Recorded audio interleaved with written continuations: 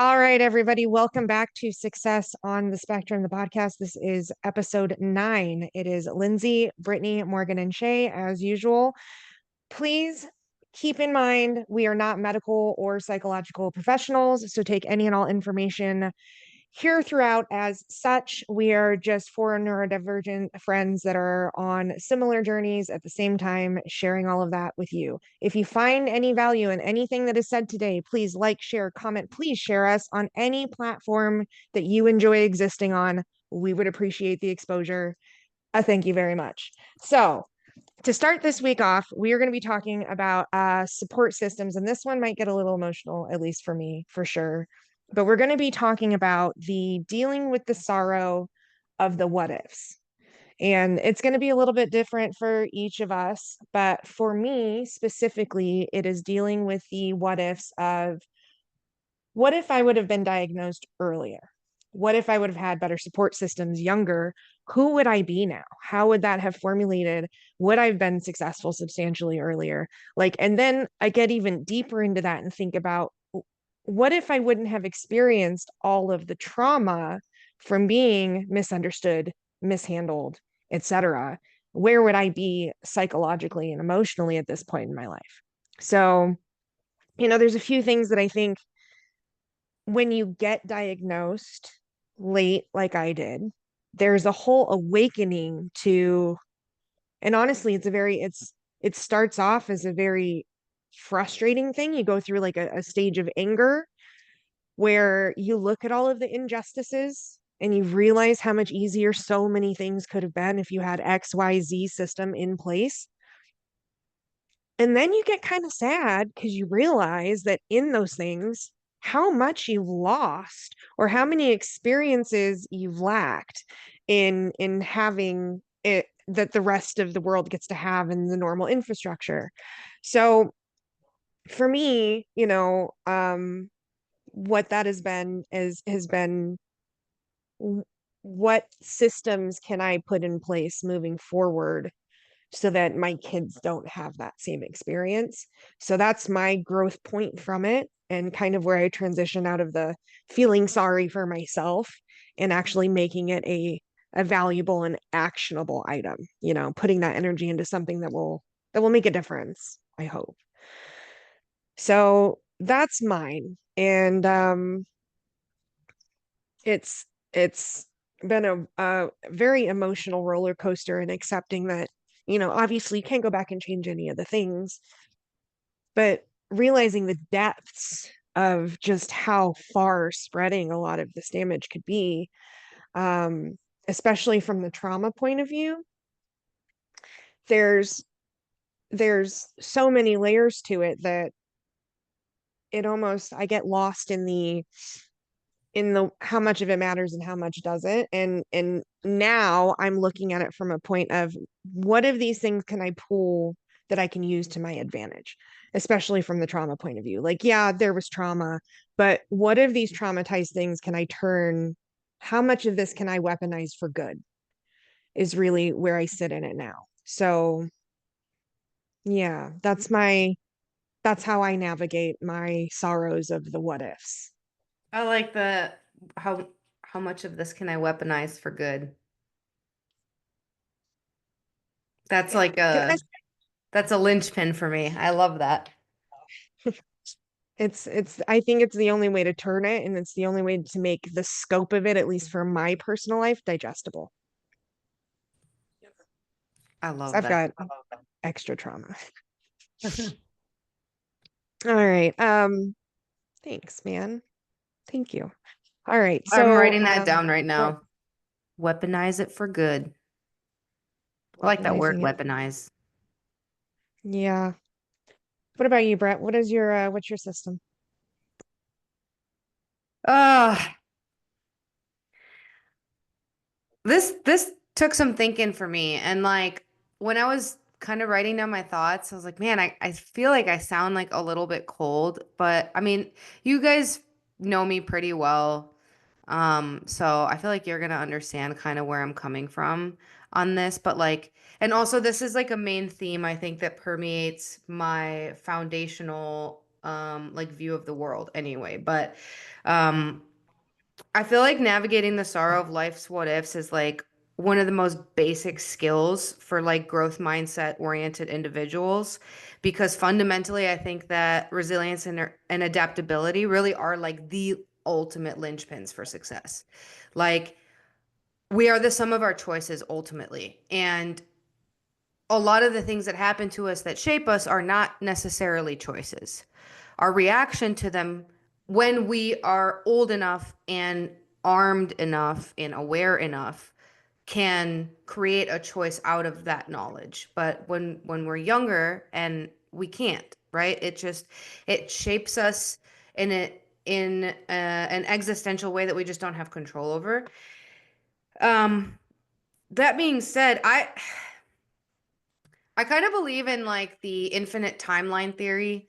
Like, I essentially believe in like the multiverse hypothesis. So I think that there is a slightly different version of me that exists across infinite timelines, across infinite universes. And there is a version of me that maybe didn't have ADHD or didn't grow up with trauma or doesn't remember her entire life and childhood changing at the age of 7. Like, there are versions of me out there that hasn't happened to, and I'm not 100% sure that all of them are better off than I am now. Mm. However, I have to shout out my friend Dan, Uncle Chapo. He is one of my dear, dear friends and super, super wise. And I was having a really good conversation with him a while back when I kind of needed a little bit of like pouring into, and he knows me really well. And basically, the advice that he gave me was this: knowing that there are infinite yous across infinite timelines that have made infinite choices and lived infinite lives, it's in your power to essentially manifest the energy that all of them carry. Like you can reach out to every other you that exists across every other universal timeline and essentially summon all of the good that all of them have kind of come up with and have like this, like it's like a collab, you know what I mean? And so kind of just like all of the me's that exist in every other universe that carry love and light, like let's collaborate, you know? And you can kind of pull from like this universal like knowledge, or you know, some people call it the muse if you're thinking about like artistically, creatively, whatever. But like so that's something that I've actually over the past like couple months that specifically have gotten, I feel like really good at, because my spiraling isn't really like um in a neurodivergent sense of like I wish my mind had worked differently, because I was so wrapped up in my physical image, and that destroyed me, that I, until I was much older, didn't realize how much of my cognitive substructure was actually responsible for who I was as a person. Because my rabbit hole is, man, if only I hadn't been so fucking fat all my life, who would Mm. I be? If I wasn't 220 by the time I was 15, if I was also the pretty girl, not just the super smart one, not just the whatever funny one. Like, what if I was everything that I am now? And also, like, you know what I mean? I like the And and also. Mm. yeah. And so that part for me can be super dark, but ultimately, like, what good does that do us? Like, one of my absolute favorite Jim Rohn audios is The Psychology of Wealth Thinking, when he's talking about the diseases of attitude. And he says that negative thinking, I'm paraphrasing, negative thinking is like the weeds and the noxious bugs that take over your garden, and you have to devastate those weeds. Like you have to pull them constantly. Negative thoughts are those weeds. Like you can't Starve just them. never have them. You know, you can go down that rabbit hole and you literally have to like dig in and pull it out weed by weed by weed. Because if you do like a blanket spray, you'll kill everything in your garden, right? So like being able to be like ah, da, da, da, da, da, da. And sometimes it takes a little bit more effort. And sometimes you're like, oh my gosh, like it's almost like high level Space Invaders, you know, when you're like at the bottom and they're just like raining down and you're like, pew, pew, pew, pew, pew, pew, pew. But you have to fucking do that, and you have to be disciplined enough to do that. So Yeah. for me, I think that it's just about developing the skills in order to analyze yourself from a perspective of breaking it down into two things. Number one, when you have those negative or like what if, or like very hindsight oriented thoughts, what is the trigger for that thought and what is the intention? Like, is it coming from a victim mindset? Am I like, oh, poor fat little me, if only I blah blah blah, or like, are you thinking about it like, okay, why was I the way that I was, and what happened? Like, and then you can start to break it down. So if you're kind of going back that way, and it feels a little negative or what ify, and you're like almost like grieving over something that you never had. Mm. Yeah. How can you ultimately quantify the value of something that you never experienced? Like, I don't know how much better it would be if I hadn't experienced trauma or gone through hardship or like had such devastating loss as a young kid or any of that. But like, It's so interesting too, because I had quite the opposite experience. Like, small and popular and didn't struggle with weight or whatever, but I was never like academically there. And I always was like, why can't I be smarter? Why am I not smarter? So I have to overcompensate by being liked by my peers, type of thing. And it's just like, there is no perfect version of this life. It's like, you feel you were like overweight and academically just like excelling and exceeding, and I was had a smaller body and ran around with the popular kids, but I had to constantly hide my grades from them because I was so embarrassed that I couldn't pass a goddamn math test to save my life, and it was, and I don't know how much of that was like me just being smarter. A lot of it was just like, if I came home with a minus in front of my A, there would be like an interrogation. You know what I mean? Like, there was a lot of pressure at home. Trauma. Yeah. I mean, all sorts. But like, actually, did you like go to a school where it was cool to be smart? Because I don't remember it being cool to be smart when I was younger. I remember being like ostracized even more because I think that my perception of that is probably skewed because it was something I paid attention to a lot. I focused on that. Like, I still know the names of the smart kids I went to school with. Like, I know their names right now. And because that was like embedded in me, like, why can't I be smart like this person, this person, this person? And I would, and they give you like little incentives when you're in school. Like, you don't have to take the test, or you can leave early for the day, or you get to go on this field trip or whatever. And I couldn't hide that I didn't get the grade because I couldn't leave early that day, or I had to miss the field trip, or like whatever. So like I couldn't hide it. It was like, I didn't pass the test. So for me, like, I think it was, I don't know if it was cool, but it was something I wanted so badly. Got it. See, like, value is relative. Everything is so relative, and like, I don't know if what I said is much of a support system, but like, for the past couple years, probably since I really started understanding that a lot of what I didn't have or didn't earn was because of my shitty attitude. And so now, like, and that journey started for me realistically in like probably 2019, 2020, probably 2020, 2019. I was like too devastated to think. And then 2020 is when I started turning back on. But I mean, that's 5 years, and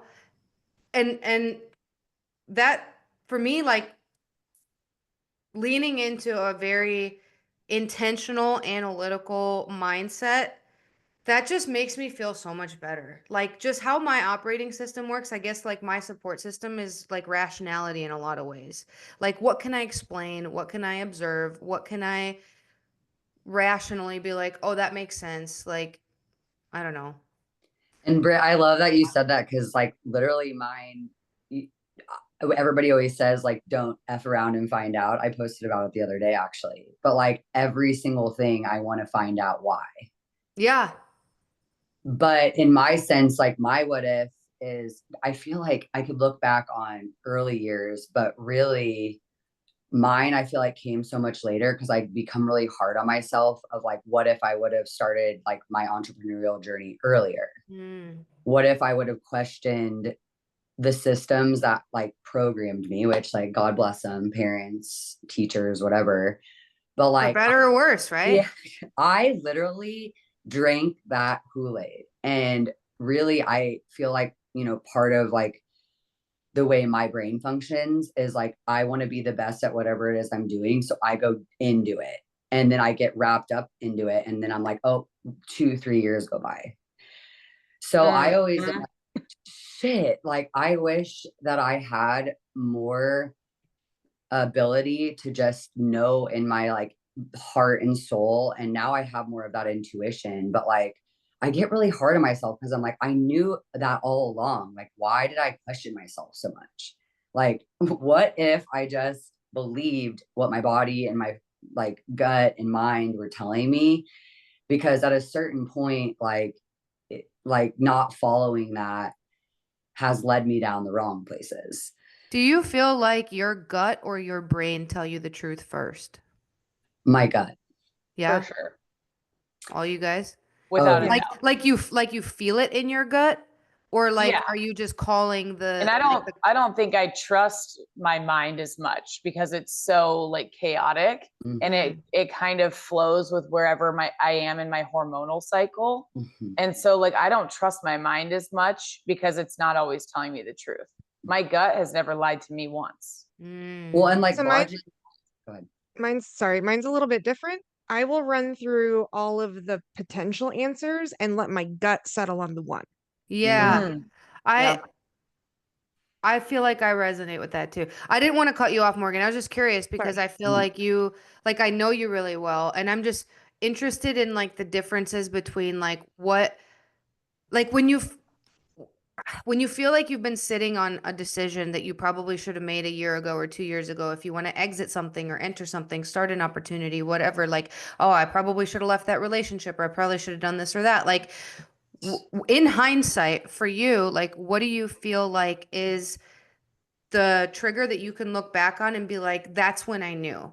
Like, is it something that you observe and can uh like articulate and quantify, or is it something where you're like, when I felt X way, that's when I knew?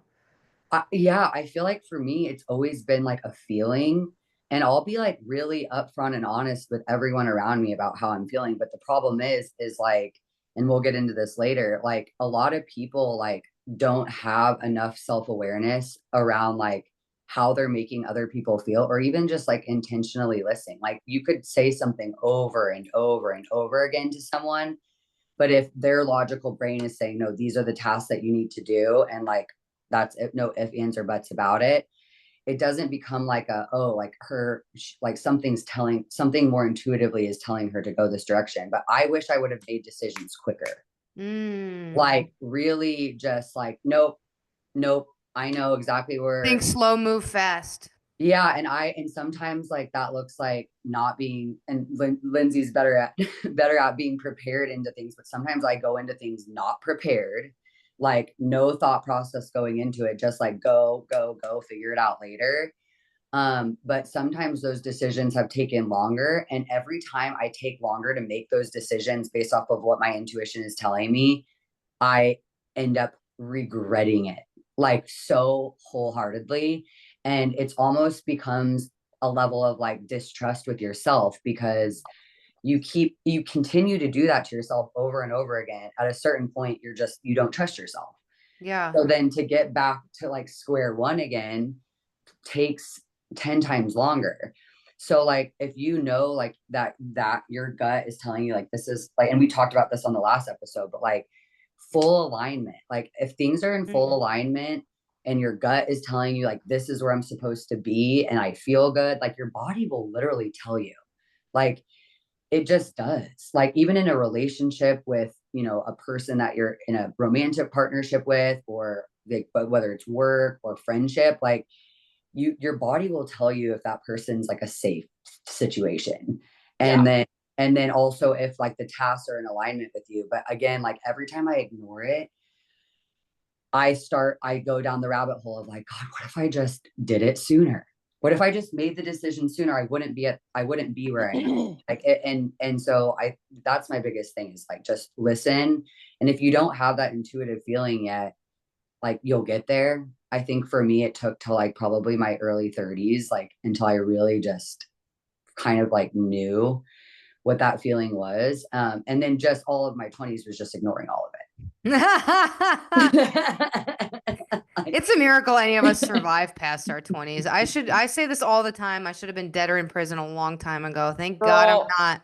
But Literally. somewhat a different Brittany on another timeline is dead or in prison. If So someone would have said, just feel your intuition, I would have been like, what are you talking about? That's one really good thing my mom did, is she taught us about like our third eye and our gut and that feeling when we were like in elementary school.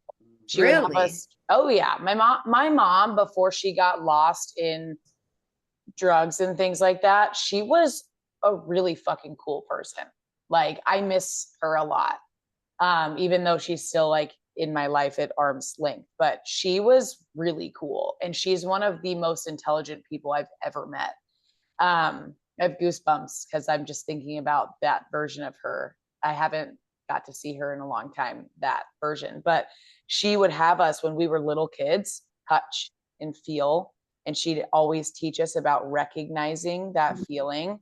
And I'm so grateful to her for that, because it's helped me stay out of prison and away from death many times, I would say, probably. Like me only by the skin of my teeth. well, with the ADHD and the combination of just being young and immature, like, oh my God, I look back at some of the things I did in my early 20s. Like there's a memory that's just popping up for me right now. I was probably 21 and I was at the bar, and this stranger who had been drinking at this bar for hours asked me if I wanted to go ride on his motorcycle. And I said, yes. I don't know him. He was going so fast. He had been drinking. Like, what was I thinking? You know what I mean? Just these like impulsive decisions. Yeah. Early 20s are like, you don't learn to think until your 30s. I swear to God, like, thank you for keeping me alive this long. But yeah. Well, yeah, and just like, and I know Chey, you're from the Midwest too, but you like just the things we put in our bodies too that are like, oh, like Four Loko, or even like what is the one? Or Everclear, Martins or or UV Blue, dude. UV Blue. I can't. I literally can't think about it. Disgusting. I threw it up too many times, but. Yeah. But I really like your guys' approach. You guys all took like such a different approach than I did. Like, I feel like a lot of my sorrows, contrary to Lyndsay's experience, is like one of my biggest sorrows was being diagnosed in elementary school. I was like 7. And so, like I resented taking that pill every day so much. And I remember wanting to run away from my own brain. Like, get this brain out of me. I want a new one. And the journey that I took to accept the fact that there is no cure, there is no changing it, you hit a certain age and you grow out of it and you mature out of it. It was a devastating journey to learn and realize that I couldn't get away from it. But once I got a little older and in my brain and my body and my heart and my soul became this one unit and we could all work together, it was a much more peaceful experience. But, what do you think led to that? What part? The integration. What? Education, I think. I didn't accept it truly until I was in my early 20s. So this was a battle that went on for a very long time. And there were plenty of years where I just ignored it and my life would go to hell. And I would just think I was a piece of shit person, but really I wasn't treating my diagnosis. I was trying to ignore it and pretend like it wasn't there. But I think like once I got older and I started reading books about it and social media became more prevalent and accessible, and I was able to, because when I got to college, I was like, okay, this is like the big leagues. If half-assing high school didn't really work for me, half-assing college really isn't. So that was the first time I was like, okay, let's figure out how this thing actually learns and retains information. And I learned that I really like note cards, and I have to memorize things little sections at a time. And so in college, I really started to figure out how I learned.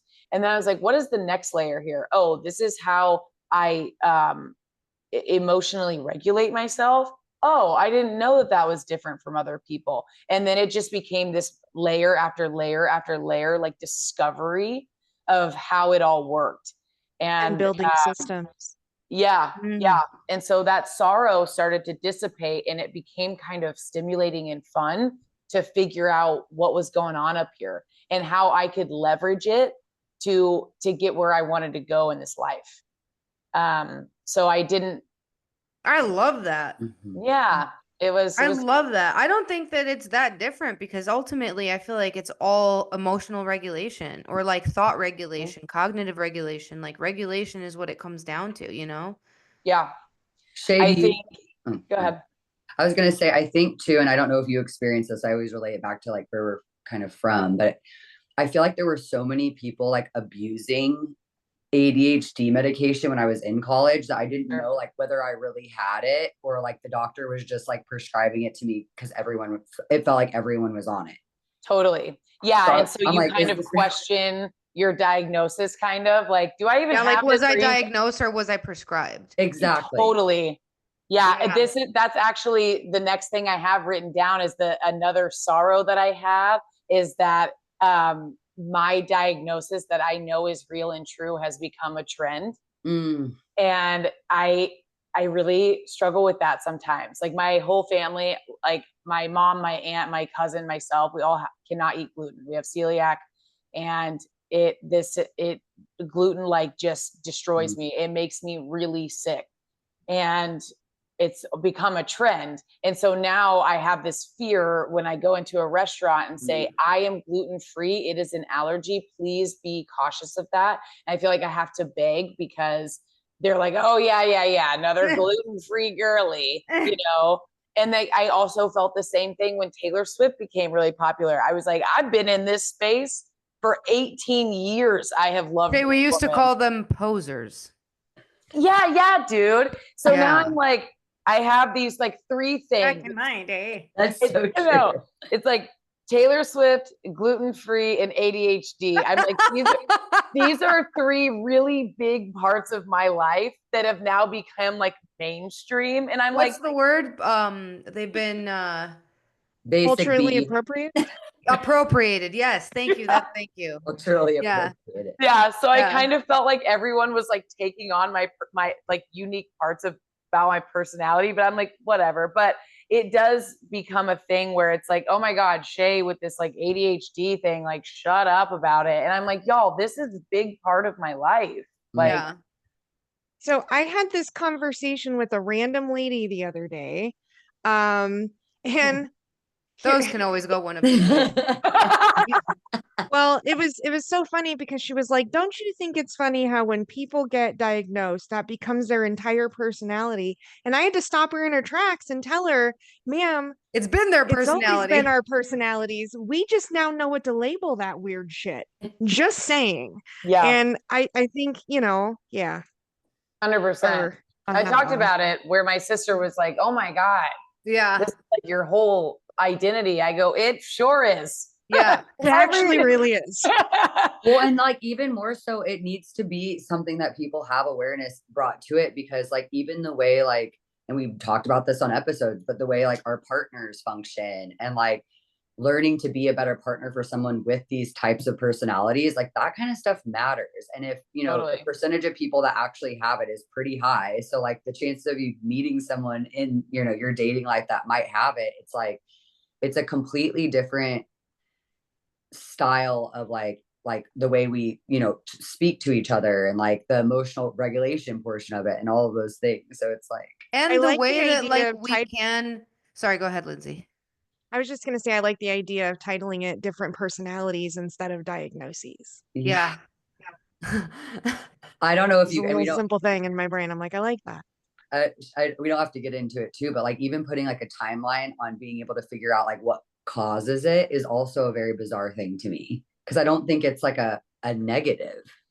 Yeah. I don't think of it as a negative anymore. I don't think we need to resolve what the problem is. I think we need to just be more aware about these types of personalities. Well, I think like resolution is like a weird thing too, because it's like resolution. I mean, that's kind of a pipe dream in a lot of sense. I think it comes down to like regulation. And that's why I love what Chey said earlier so much, is because like I feel like the most successful people I know are the ones who are the most in tune and aware with who they really are, and they're able to just regulate. Like, this is something we all learned in sales. Like, the most successful salesperson is not the one that gets too high on the highs or too low on the lows, because you have to be able to emotionally regulate. And you're like, this is my job. I get paid to be here. This is my job. I get paid to be I am here. the professional. They Yes, cannot and actually do figuring this out how without to me. do that for everything in your life, man. Yeah. Because everything, like, think about it from like a physiological standpoint, the amount of energy that it takes to go high low, like the damage that it does on like your hormones, your adrenals, like Your that nervous takes a lot more system. energy. Same thing like with your car. Like, you know what I mean? That everything is like that. So I feel like regulation, and I mean, I know we kind of touched on supplements last time. You know, it was just like there's no way that you can cover like super helpful stuff in 5 minutes. That's as far as like supplements go.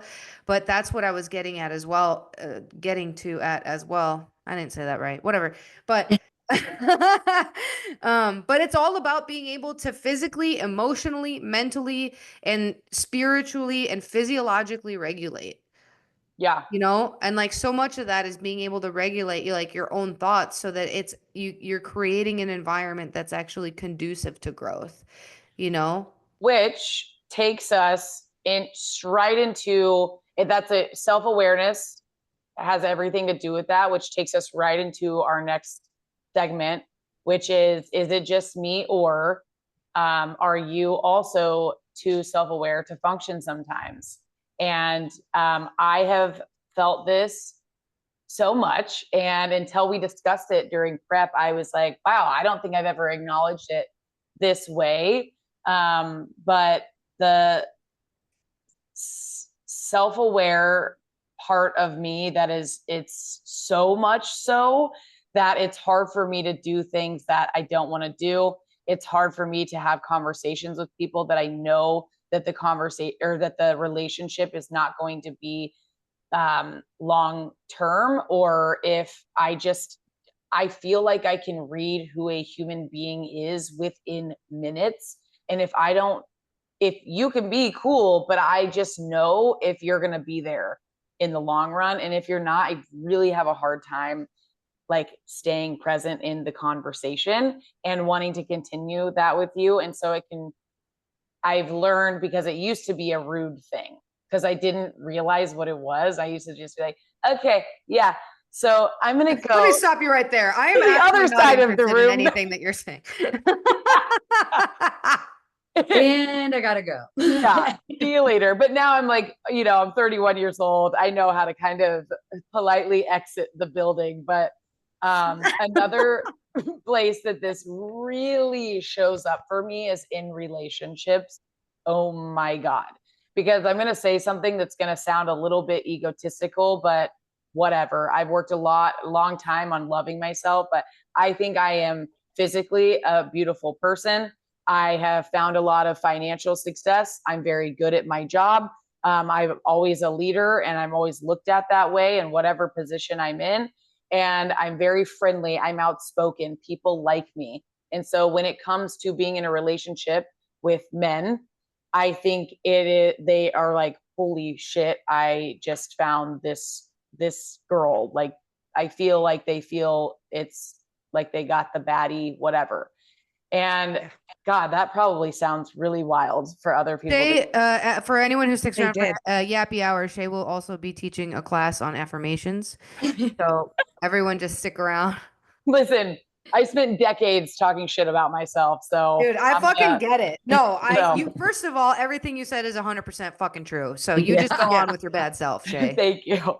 But I get so self-aware in these relationships that I've had 2, 3 like serious relationships outside of the one that I'm in right now, where I just can see straight through these men. And I'm like, I can't fucking be in this relationship anymore. And it's truly due to, it's not like this cockiness. It's truly self-aware, where I'm like, I don't take romantic relationships at face value. I am thinking about, when you are doing things around me, I am watching you from a husband and father of my child perspective. And I know that this is not going to work for who I am as a person. And that's 100%. Yeah. Yes. Like, I am not super great. I'm much better now, but like when I was younger making money, I was not great at saving and like being responsible. And I took it upon myself to learn about investing and saving and the importance of longevity versus Louis Vuitton. And I dated a guy a couple years ago that was just like, I got an Amex and it doesn't have a limit. And I just watched him swipe the living shit out of this card. And I was like, if we were married, I would be throwing a conniption fit right now, you know? So I'm like, okay, this isn't going to work. And just like, anyway, just self-awareness shows up for me in the way that from the ADHD perspective, we have pattern recognition. Pattern recognition helps us predict the future, and in a very accurate way. And that results in just having that self-aware and cognizant like recognition of what is going on and how that's going to play out in the future. And so I think it really affects, like, it makes me dysfunctional in relationships if I feel like I can't leave right now, like if we live together or we've been together for a long time or whatever, but it makes me completely non-functional in the relationship. Like, I will just turn off completely, you know what I mean? So that's kind of the area that I took this in. But Lyndsay, you and I have talked a lot about pattern recognition and that almost like psychic ability that we have. So I'm like really interested to hear kind of what you have to say on this one. So mine is actually very different. Mine is debilitating. So when most people are a little bit shocked to learn about me, is I actually have crippling social anxiety. Like crippling social anxiety. So how this develops for me, at least, the too self-aware to function, is in social situations. I will walk into a room and I call it wallflower syndrome is kind of like how I think about it. But I have such a hard ingrained fear of perception that I will walk into a social situation and in my brain, I'm going through every potential interaction, every possible thing that could go wrong, every like, excuse me, I'm going to forget this person's name. And that sometimes will like fully put me into like freeze mode. And I will stand there watching the things going on around me. Like, I've had to become very intentional in breaking this. And this is why I do so many networking events, is because it forces me, because people will come up to you in those. So it like helps me break that it's like a pattern break almost for me, because I will get locked into that loop of worry and not be able to actually be social. I want to give you like a gold star, because I think so many people are like, I am not good in social situations, therefore I will not be social. And they just accept that, like, I don't know what you want to call it, not a flaw, but they just accept that as their reality. And I think people miss out on so much of their life by just accepting and not working on it. And you just said, I make myself go to networking events so that I can work on this part of myself. Amazing. And like, kudos to you, because you have gotten to live so much more of your life because you didn't just accept it and sit it by yourself at home. That's awesome. Yeah. You don't get to be as successful when you're not social. No, you have to look for the catalyst to the action that you're going to take. Like, you just have to get to the place and walk in the room, and then you just have to make room for the catalyst to take place. And then I make sure I put myself in a room where I'm not going to be ignored the whole time. Yeah. You know, you have to put yourself in a situation where, and a few of you on this call can testify. I often don't like to go to those things alone, so I will drag you with me. Yeah. And then Lyndsay's like pulling up into the parking lot, and I'm sitting in my car, also like stimming over the fact that I don't want to go inside and do it either. But if you can do it together, that's so helpful. You know, I'll say those of us that have been to these events with me, we always walk out and it's been beneficial. Yeah. Every 100%. time. And they're often the most powerful rooms I'm ever in. Yeah. And I end up doing quite a bit of business from that. So it pays almost immediately to force yourself into the system of growth. It really does. And I think that I just kind of realized this too. My assumption too is that when you leave, you have a bit of confidence, because I bet people come up to you guys and they're like, wow, this was a great interaction. Or, hey, Lyndsay, I've heard so much about you in the solar industry. I've been really looking forward to meeting you, or like whatever. And then you get these opportunities from it. And then you feel more inclined to go the next time. You're like boosting your own self-esteem and confidence by like just doing it. Yeah. Yeah. Cause sometimes you don't even realize like how much you actually, like for me, I feel like I'm almost constantly running behind the 8 ball of my life and my projections of like what I've promised to myself as goals. But then I get into situations like this with people that I don't know, and I start telling them about, what I do, because that's what's called for in these environments. And what actually builds me up the most is their response of, wow, that's a lot. And I'm like, oh, you're right. It is. Go me. It really is, actually. Yeah, I'm doing all of that. We're doing that today. We're talking ourselves up today, ladies. Yes. Today is the day. Britt, what's yours? I was just taking some really good notes on what Lyndsay was saying. Like, I feel like I just love everything that you guys have been saying. I think that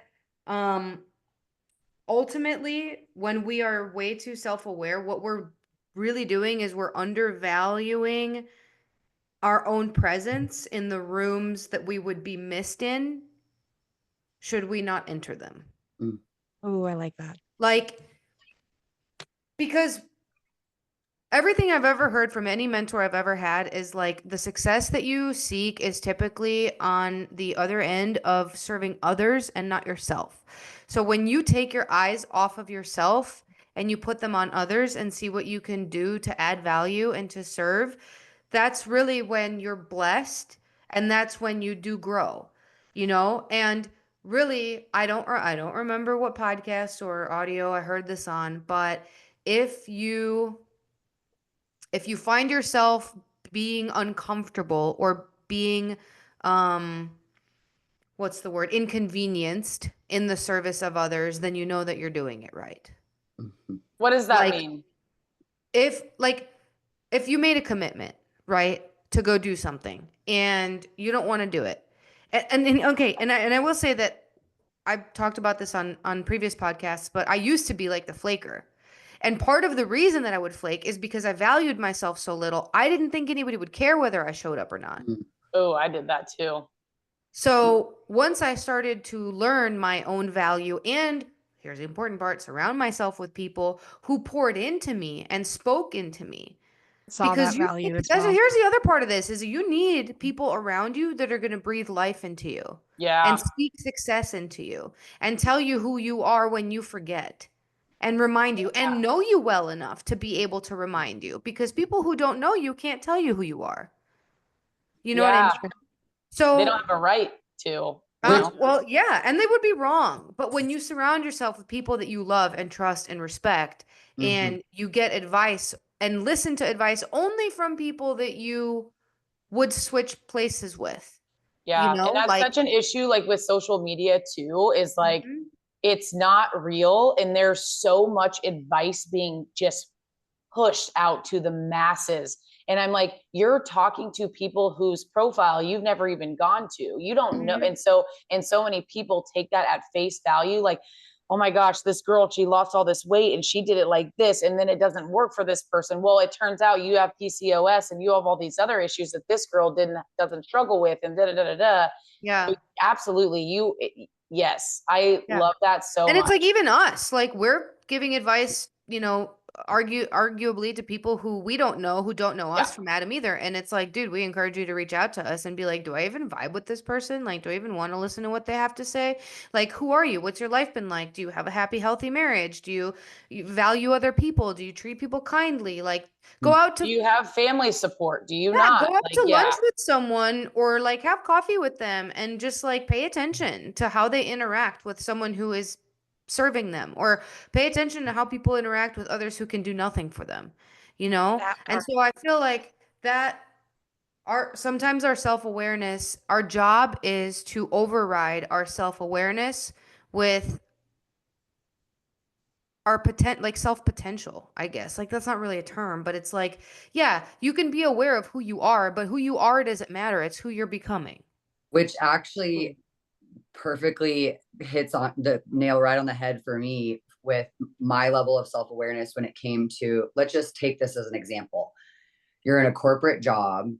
Your personality at that job is completely different at that job than it is with your friends that are actually your support system or the people that you would actually want to switch places with. You're sitting in a meeting room with 5 people that you work with, all salary plus commission, nice benefits, 401k match, the whole 9 yards. And you're sitting there and you're like, I don't want to be that person. Like, I don't want to be 60 still working here. And they're like sitting here getting you excited about this like pipe dream that isn't real. And your self-awareness is so heightened that the whole entire meeting room and conversation is making your skin crawl, because you know it has nothing to do with impacting the greater good whatsoever. And like, why am I even sitting in this room? Like, Girl, quite literally. You just made me realize so much, because like we all have done door to door. And when I first got up in there and we were doing meetings where people were like barking and like yelling and shit, I was like, and they were eating it up. And I was like, what the fuck are we doing? Yep. Can I say Like- something on that? I went to Tony Robbins' event one time, and like I know he's an amazing human and he does a lot of great work, but he was having everybody clap and like touch your neighbors and like Oh God.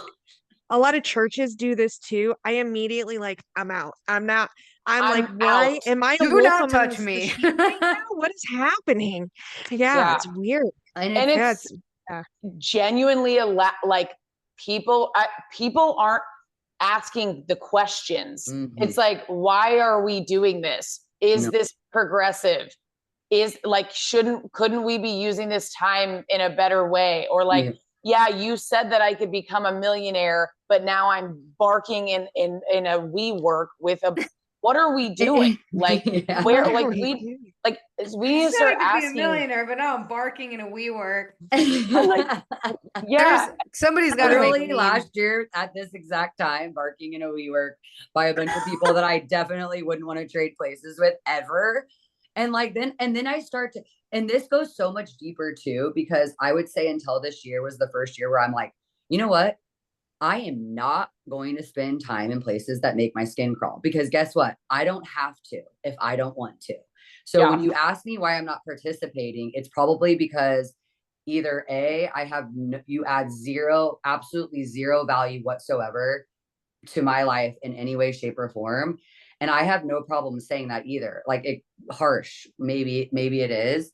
You haven't created an environment that I find enjoyable to be in. Yeah. Very simple. And then on a whole nother spectrum, it's like, if the people in the room aren't having the same level of like ability and yearning to learn and grow as I do, even with the level of experience I have, it to me, it's just so like beyond a waste of my time. Like you were saying that, like, you know, Chey talking to people, but like, it's like, if someone is at this point in my life talking to me and they're adding zero value, I am so quick to be like, we are no longer going to be working together in any way. Like and Chey has seen it happen. Lyndsay, I think all of you have heard me talk about like getting rid of somebody, whether it's like working in some capacity together, or even like a friendship, you know what I mean? It's like, you cannot, again, the what ifs, you cannot be slow to cut those types of people off, because it's like, they're not going to help you grow. Like there's no, and once you have that level of self-awareness, you won't have a problem cutting them off. But I think that leads us into our share your spectrum very, very smoothly, which is like things I think but don't say out loud. Yeah, so why are we having this meeting again? Because I'm getting zero value whatsoever out of everything that's going on in this entire room. But instead I say something more like, maybe we could have this as an email instead of a meeting next time. But it's like, if there's like a level of like filter, I guess you have to have in some senses. But I also think too, I've gotten really, really comfortable with like saying things that might be a little bit direct and not in a rude way and not, but it's like, how do you expect me to want to be around you when I feel like my value is 70% and yours is 30 at all times? You're not meeting me halfway. I don't feel like this is a beneficial relationship mutually. And I'm starting to feel taken advantage of and a little bit underappreciated. I don't know if you're aware that you were making me feel this way. And if the person's like receiving it in some, beneficial way where they're like, whoa, I didn't know I was doing that. But if they aren't, then it's like, all right. So, but I think like leaders or owners of companies are afraid of women like us because we're not going to fall for that stuff. And we are going to ask questions and we are going to introduce new ideas. And they're like, but that would make me have to put out new effort and try new things or add more value. Yeah. I'm like, I also think that there's like a hesitation, especially when it's like sales culture. I mean, it's like, well, this always works. It works for us. So it's like it's almost like if it works for most people and the people that it works for are like the chosen clique or whatever, like, if enough people are eating it up, then it's like they don't care to change anything, whether or not it's valuable or not. And I think the version of me who I am now would have probably like spoke up more or left rooms that I didn't feel were a good use of time because I what would I have done with all the time that I could get back for all the rooms that I sat in? And like all I did was like text somebody that was in the room with me, like talking shit, or you know what I mean? Or like looking across the room like, I'm gonna go to the bathroom or whatever. Like I think that I was really thinking about this. I'm like, what do I think that I don't say out loud? Because I often find myself thinking like, if people knew the things I thought, I would be in a lot of trouble. Say them out loud. Which is true. We gotta keep, there is also like being socially like appropriate and kind. Well, I mean, yeah, but but I find myself more often than not, like, I don't feel the need to say anything most of the time. I would prove myself. Yeah. No. I think the silence is very powerful for sure. Yeah. Like I have, I think silence is very powerful, especially when there's something you could be saying. Or if you said it before and they didn't hear you the first 10 times. I really struggled with that because like with ADHD, like you're impulsive and impulse comes in many different shapes and forms. And I would if you were in ears shot, you were getting everything I was thinking about. And you're going to know my future plans, what's going on, who said what. And I had to really, I'm still learning, but I'm a lot better at it now, learn to like, not everybody needs to know everything all the time, Yeah. And it is very powerful. Yeah. Yeah. So I feel like I say too much sometimes too, but I don't know. I also have I happen to leave every social interaction for the most part with the thought of like, shouldn't have said that, or that wasn't my finest work. But then like, because it happens at every social interaction, I'm like, it's probably fine. Yeah. I have a few. One big one for me that I've learned to not say anymore is, you guys realize that train's about to wreck, right? Yeah. Right? You guys realize that this is about to be really bad. No, nobody wants to listen to me. We're just gonna stand and slowly watch this happen. That's one that I've had to learn. Like, you don't always tell them when their shit's wrong. I You just always don't. say, Some people you gotta let them learn. kind of similar to what my boyfriend says, burn the boats. Burn the bones. Another big one I have is, does this only make sense to me? Common sense is not common. I have to tell myself that my common sense is not common for everybody else. Yeah. Because I often in social situations will be like, why are you guys lining up like that? Why aren't you moving? Why aren't you doing this? And like, there's so many of those things that happen consistently for me that I could never share because I would be a social outcast. That's why airports are such a nightmare for me, because every part of the travel like process to me is like, we're doing shit that nobody needs to be doing, that doesn't actually help anybody. Like, this doesn't improve any security measures, and everybody like, does nobody else think that this is ridiculous? Why are we boarding the front of the plane first? Yes. Like, it is not fucking Board hard back to to go from front. back to front. They already get a free meal and alcohol in a comfier seat. They can wait an extra 10 minutes to get on the goddamn plane. It goes the opposite. Frontier, Delta, we're calling you out. It goes the opposite spectrum too. Like me in the merge lane, passing by every single person and merging. Yeah. When everyone else the is way just you're for whatever. supposed to. Yeah. My favorite kind of lighthearted one that I this is every day in my head. I say this and I couldn't say it out loud. Really, is the would it be weird if I? Yes. All the time. And then the answer from us is no. Yeah. I don't know. There's some stuff it would be weird if I just yeah. Yeah, a lot of this, when I was talk thinking about myself this, I was out like, of. oh, intrusive thought.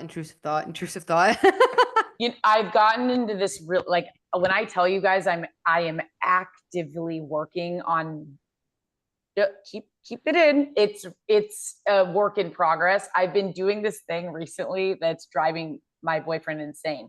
So I'll be like, I'm not going to say that. And I'll just say that. And he'll be like, okay, well, now you have to. But I'm like, but I'm working on this thing. And he's like, honey, I don't. You can't say out loud that you're not going to say the thought out loud. I'm like, okay, got it. But that's progress. You're saying something else. Yeah. I'm not like the impulsive thing that would be immediately abrasive. Now there's like a level. Yeah. Buffer. You've got a buffer now. And that He's been is warned. the levels of abrasiveness are so funny because my mom is like the way that I feel like my mom would talk to me. I feel like it's okay to talk to other people, like when they're having when a rep's having a bad day, and I'm like, just pull yourself up by your bootstraps and get out of there because money is not going to make itself. Like it's like, is being depressed about your boyfriend really gonna make you money? Like, I think you need to like. You really shouldn't think about your aggressively depressive breakup right now, because these are income producing hours. Yeah, like maybe later. Like set some time block out that time, and then come back to it. But we've learned to be healthier, and like when we're going through things that are hard, to be able to compartmentalize and take time for ourselves and still deal with the things, because business is important, but it's not everything. It's funny that you said that, like, your mom's like that, because Morgan, I don't think you've met my grandma, but Lyndsay, you've met my grandma. Yeah. Yes, I have. And I get a lot of that from her too, where she just says things like, I'll be talking to her and she'll just very casually, with seeing absolutely nothing wrong with it, and she'll be like, you haven't gained weight, have you? Oh, my mom does. You haven't gotten fatter, thing. have you? Are you pregnant yet? You have to try. I'm like, my hair, for example. I know you're going to get your hair done today. I really think you should throw a couple highlights in there, maybe chop off a little bit. Like this whole topic is what we think but don't say out loud, and I'm recognizing right now that we all maybe just kind of say things out loud a lot of the time. And everyone in our lives have said shit out loud to us the whole time, so we just have thicker skin because of it. Yeah. Well, it's a very Soviet thing too. Yeah, I actually have surprising control. I have surprising control. You guys would be shocked at the amount that I don't say. Yeah, well, a lot of us do a better job of controlling our mouth than we do of controlling our face. And so some things are still said. I don't limit that. Some things are said quietly. Yeah. Or so mutely. I actually had like a totally different approach on this topic today. I have some people, whether close to me or at arm's length or an associate or whatever, who I'm like, I really wish that you would go get diagnosed. Or I really wish that you recognize that you have this thing. I used to work with a guy who I am like 100% sure he's got some pretty intense either Asperger's or autism. And I just know it. It's like very textbook. And I also, have a friend who has severe ADHD, and I see the way that it affects their life on a daily basis. And I'm like, I really wish that you would acknowledge this and your life would be so much better. But that is a very sensitive topic. 2 weeks ago, 3 weeks ago on an episode, I was talking about not telling people to stop taking their medication or whatever because of how dangerous that is. I think it's also very sensitive to be like, hey, bestie, I think that you're neurodivergent and you should really look into getting this help. It's not dangerous, but it's a sensitive subject, I 1000% agree with you. There's one thing though, my personal story. There was a girl that asked me probably 3 years ago if I was autistic. And I was so offended when she asked me. I was like, absolutely not. What do you mean? Wow. Turns out that was actually the catalyst for my diagnosis. And were you just ruminating on it and you're like, maybe I don't do this. And this shit is so powerful, you guys. And I know we have to end soon, Chey, but I like even in home the other day, I'm in home talking to this woman and I'm telling her about our podcast, and she went and goes and gets her daughter. Her daughter follows our podcast on Instagram now and is like so thankful because she's in high school. She's having a lot of trouble like making friends. She's just extremely artistic, like a little bit, in her own little world, and like just seeing like us and like that it's not a negative. The light that's been shined on it right now has been negative for her, but like just seeing her know that like, yeah, like the rules don't apply. Like if you feel a certain type of way, like if there's a reason for it, but don't like suppress that. And just like, it was just so exciting to actually feel like, okay, now we're making an impact on a level of like, there's so many young women out there and men, but like a lot of, like we've talked about in the past, women go so masked for so long, and like just bringing attention to that is like so special. And I'm so excited for her because now she's like excited, like she's like excited about her diagnosis instead of like worried about it, Yeah, because I feel like we spend so much of our lives being told like what the rules are and how to act and this and that, and then one day you wake up, if you're lucky enough, and you're like, the rules are made up. Like, yes. Who told you to tell me that? You bought that shit? Now you told me? And I bought it until I don't buy it anymore, but I bought it too, And then you're like, everything is fake. Like literally everything is whatever you decide it is. There are no rules. You can actually do whatever you want. You don't have to go to work to get paid. You can make work, you can make money, and then you can make money that makes itself. This whole thing is fake. Everything is fake. Like you get to decide ultimately, and for people that are like younger, adolescent, and feel like totally hopelessly trapped, it's like, I got in trouble a lot because I was always asking questions and I was always asking why. And instead of people telling me why, they would say, because I said so. And then I'm like, well, now I'm going to go do the thing you told me not to do because you didn't treat me like an adult that was capable of, having a rational conversation. And if you just take the time to explain to people, especially your kids or your, whoever it is, and especially when they're in high school, I think a lot of parents and a lot of adults, they get really self-conscious because there are a lot of really young kids or young adults that are extremely talented, extremely smart. And people get really self-conscious because they're like, this kid is smarter than me or better than me or whatever than me, and then they're making it about them. And it's like, I just encourage you, if you feel like you're kind of the outcast, if you feel like you're always in trouble, if you feel like, you don't get along really with the right people, like stop thinking about what expectations of theirs you haven't met in order to be in the position that you are. Start diving into the parts of yourself you know to be true, and then just lean into that and explore that. And you're going to find the people that are going to be around you who are going to celebrate you. And like, you can all learn the truth together and create your own truth. Yes. Which is how this podcast happened. Exactly. Yeah, that's true. So, all right, everybody, that was episode 9. Ladies, I felt like we were really in a great flow state today. Everyone's energy feels so good. To those of you listening, thank you so much for being here with us. We would really appreciate if you followed us on Instagram, TikTok, YouTube, share us, like us, all the things. And we will see you over at Yappy Hour. Have a great day. Thank you for being here today. And with that, we are out.